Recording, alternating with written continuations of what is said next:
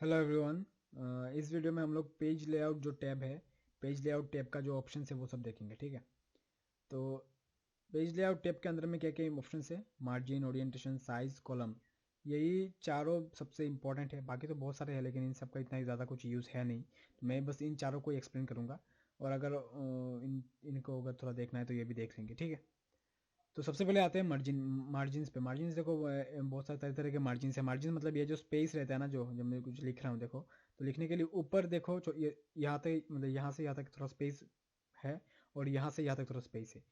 That is known as margin. ठीक है, तो मार्जिन का जो है वो थोड़ा वो अपने हिसाब से, तो बाई डिफॉल्ट नॉर्मल रहता है। तुम अपने हिसाब से नैरो जो है नैरो कर सकते हो, फिर मॉडरेट कर सकते हो, वाइड भी कर सकते हो। अगर और तुम्हारे हिसाब से चाहिए तो कस्टम मार्जिन भी कर सकते हो। ठीक है, और अगर चाहिए तो तुम मैन्युअली भी यहाँ से कर सकते हो। जैसे कि यहाँ पे जाके जाने के बाद से एक सिंबल आता है। हाँ, आने के बाद क्लिक करो एंड देन ड्रैग करके तुम अपने हिसाब से कर सकते हो। यहाँ से भी जाओ, वो मैन्युअली तुम कर सकते हो। ठीक है, टोटल तुम्हारे ऊपर है, तुम कैसे करोगे कैसे नहीं करोगे, टोटली तुम्हारे ऊपर है। ठीक है, ये हो गया मार्जिन। ठीक है, समझ में आ रहा है? फिर नहीं तो कस्टम मार्जिन में जाके तुम अपने हिसाब से कर सकते हो। ठीक है, फिर आता है ओरिएंटेशन। ओरिएंटेशन देखो, there are two types of orientation. एक पेज का, वो है पोर्ट्रेट एंड लैंडस्केप। ठीक है, पोर्ट्रेट मतलब इस तरह का, लैंडस्केप है इस तरह का पेज का जो रहता है। ठीक है, अलाइनमेंट पेज का। तो बाय डिफॉल्ट हमेशा पोर्ट्रेट ही रहता है। ठीक है, बाय डिफॉल्ट हमेशा, तो ध्यान से देखो कि वो बाय डिफॉल्ट हमेशा पोर्ट्रेट ही रहता है। थोड़ा उसका जूम आउट करके दिखाते तो समझ में आएगा। यह है पोर्ट्रेट। एक पेज ये पोर्ट्रेट मोड में है। ठीक है, तो अगर मैं ओरिएंटेशन में जाके इसको लैंडस्केप कर देता हूँ, तो देखो ये हो गया लैंडस्केप। ठीक है, बड़ा होने से इतना डिफरेंस देखने में समझ में नहीं आता, लेकिन वैसे इस ये जूम आउट करके तुमको समझा रहा हूँ क्या है। पोर्ट्रेट मतलब ये, पोर्ट्रेट मतलब इस तरह से स्ट्रेट, और ये हो गया तेरा जो लैंडस्केप मोड। ठीक है, तो ये तुम्हारे रिक्वायरमेंट के हिसाब से तुमको जैसा चाहिए वो उसके हिसाब से करना। ठीक है, बाय डिफॉल्ट हमेशा पोर्ट्रेट ही रहता है, याद रखना ये। ठीक है, इसके बाद आता है साइज। साइज मतलब पर्टिकुलर एक पेपर का साइज, जो पेपर जिस पेपर में तुम प्रिंट करोगे या फिर काम जो कर रहे हो। जैसे कि मान के तुम्हारे पास A4 साइज पेपर है। ठीक है, और बाय डिफॉल्ट जो है वो लेटर सिलेक्टेड है, तो तुमने लेटर वाला लेटर पेज में तुमने क्या किया, तुमने अपना डॉक्यूमेंट बनाया। जैसे कि मान के चलो मैंने क्या किया, कुछ डॉक्यूमेंट लिखा मैंने कुछ, अ, मैंने एक डॉक्यूमेंट लिखा, लेकिन ये जो मैंने डॉक्यूमेंट लिखा है वो किस में लिखा है? लेटर ओरिएंटेड पेज में लिखा है। ठीक है, लेकिन मेरा जो प्रिंटर है उसमें है A4 साइज। तो जब मैं प्रिंट करूंगा वो ऑब्वियसली ये डॉक्यूमेंट तो प्रिंट होकर आएगा A4 साइज में। तो इससे क्या होगा, ये जो जैसे दिख रहा है वैसे प्रिंट ना नहीं होगा, अलाइनमेंट थोड़ा इधर उधर हो जाएगा, क्योंकि पेपर है A4 और मैंने लिखा है लेटर में। तो इसे अलाइनमेंट मतलब थोड़ा गलत हो जाएगा। तो अगर तुमको अलाइनमेंट जैसा है, मतलब अनटच रखना है, एकदम एज इट इज रखना है, तो तुमको कुछ भी लिखने से पहले पहले साइज में जाओ, साइज में जाके पेज वो पेपर को ठीक करो। इसके बाद जाके प्रिंट करो। तो पेपर अगर मैच हो जाएगा तो अलाइनमेंट भी एज इट इज जैसा चाहिए वैसे मिलेगा तुमको। ठीक है, क्लियर? अभी दूसरा देखते हैं। जो है वो वाला पार्ट है कॉलम। ठीक है, कॉलम में देखो, कॉलम में बाय डिफॉल्ट कॉलम क्या है? कॉलम जो है ना, जब हम लोग कुछ लिखते हैं, जैसे कि मान लीजिए मैंने अभी कुछ लिखा, तो वो देखो स्ट्रेट लाइन में जाएगा जब तक मार्जिन, देखो यहाँ तक मार्जिन है, मार्जिन यहाँ तक है, तो लिखना भी यहाँ तक ही रहेगा। इसके बाद अपने हिसाब से सेकंड लाइन में आ जाएगा। ये हो गया हम लोग का कॉलम, मतलब एक ही कॉलम में आ रहा है ना, पार्टीशन तो नहीं है बीच में कुछ। लेकिन तुमने न्यूज़पेपर देखा होगा, न्यूज़पेपर या फिर मैगजीन्स में देखा होगा कि अलग अलग कॉलम रहता है, कि यहाँ से तो एक ही पेज में अलग अलग कॉलम में थोड़ा मतलब पार्टीशन दे दे के थोड़ा थोड़ा लिखा हुआ रहता है। तो इस तरह का भी तुम बना सकते हो। जैसे कि कॉलम में जाके अगर मैंने 2 कर दिया, मान के चलो, ठीक है, 2 करने से कुछ लिख के दिखाता हूँ। जैसे कि इक्वल्स टू दिया, कुछ लिखूंगा तो देखो इस तरह से कॉलम वाइज आ गया, आया कॉलम वाइज, पूरा पेज ना लेके ये कॉलम आ गया। अगर मैं फिर से यहाँ पे जाके,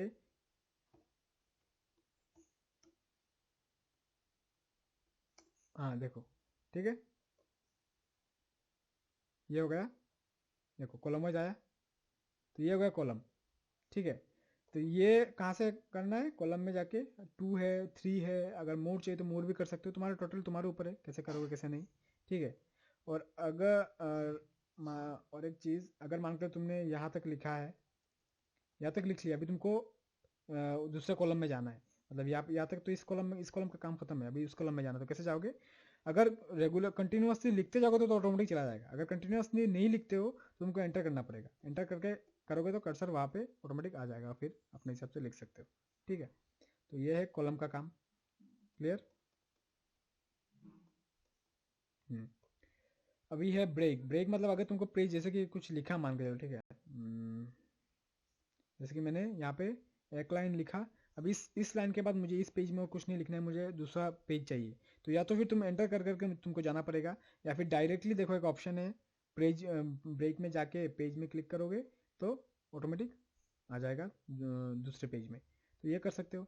लाइन नंबर जो है तुमको अगर देखो यहाँ पे अगर कोई डाउट है ना, बस कर्सर को रख दो, ऑटोमेटिक देखो कुछ ना कुछ बता के देगा। देखो यहाँ पे बोल रहा है reference specific lines in your document quickly and easily using line numbering in the margin.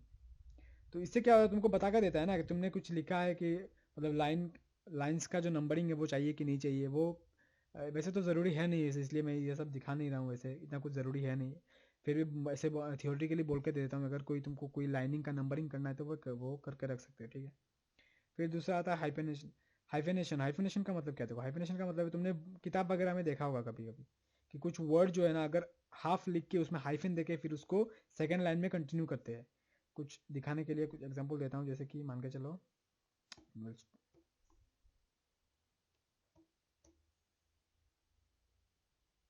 हाँ ठीक है, तो फॉर एग्जांपल जैसे कि यहाँ पे देखो कौन सा दिखाऊँ, जैसे कि यही देख लो, यू कैन पेस्ट। ये जो पेस्ट वर्ड है वो एक्चुअली यहाँ पे जगह हो सकता था, लेकिन शायद एक वर्ड के लिए जगह नहीं हुआ, इसलिए पूरे वर्ड को नीचे ट्रांसफर हो गया। ठीक है, तो इससे ये जो जगह है, ये जगह तो पूरा वेस्ट हो गया ना, ये जगह में तो एक्चुअली हो सकता था। तो इससे क्या कर सकते हो तुम, देखो ई अगर हाँ एक वर्ड की वजह से यहाँ पे जगह नहीं हुआ और वो उसको पूरा शिफ्ट करना पड़ा नीचे, लेकिन अगर हाइफेनेशन को एक्टिवेट करते हो, ठीक है, ऑटोमेटिक नहीं करके मैन्युअली कर दो, तो तुम